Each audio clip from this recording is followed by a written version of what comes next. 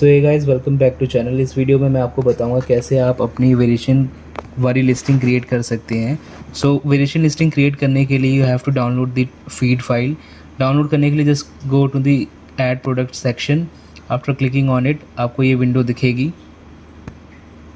After seeing this video, just click on spreadsheet. Clicking on spreadsheet, after that click on download blank template. Blank template के बाद just click on download product spreadsheet. यहाँ पे आपको अपनी product की category डालनी है, जिस भी कैटेगरी के अंदर आपका प्रोडक्ट आता है। जो मेरी राइट नाउ अभी हर्बल टी है तो मैं हर्बल टी डालूंगा and just click on search button. After that just click on browse by product category so that कि आपको पूरी कैटेगरी क्लियर और साफ दिखे। So again I will put my herbal tea here and just try to find the category.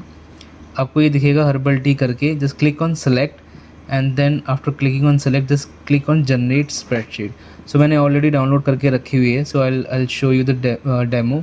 सो करना क्या है इसके अंदर, आपको जस्ट सबसे पहला कॉलम जो SQ का है, जो फर्स्ट सेल है दैट इज़ द D7। इसके अंदर आपको अपने पेरेंट SQ डालना है। यहाँ पे कुछ भी क्रिएट करके उसके नीचे सारे चाइल्ड SQ होंगे। आफ्टर दैट ये ऑटोमेटिकली सेलेक्ट हो जाएगा। इसके बाद अगर आप नई लिस्टिंग क्रिएट कर रहे हो तो क्रिएट पे करना है।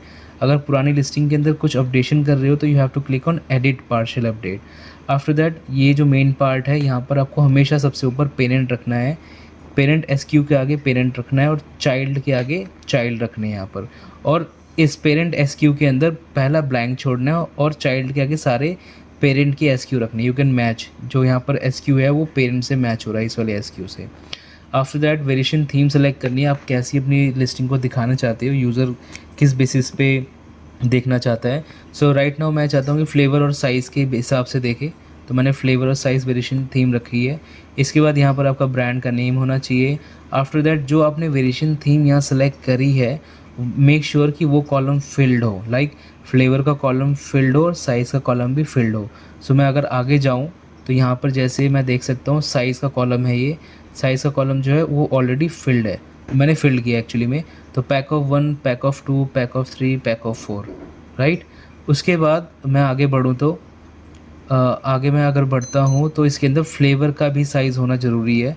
सो फ्लेवर का if I go forward, yes, flavour का जो कॉलम है वो यहाँ पर है, आपको मिल जाएगा। इसके अंदर मैंने लेमन डाल दिया है। So after putting all this details और बेसिक डिटेल्स डालने के बाद just go back to your dashboard and यहाँ पर आने के बाद आपको क्लिक ऑन अपलोड फाइल। जो आपने फाइल को फिल करी है just click on it and then after that click on let me just do for you, just click on upload file and after that let me just try to find।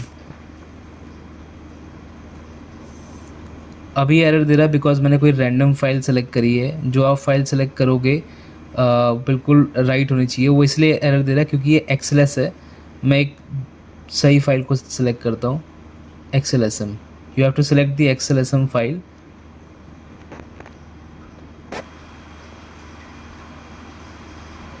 Let me just refresh it।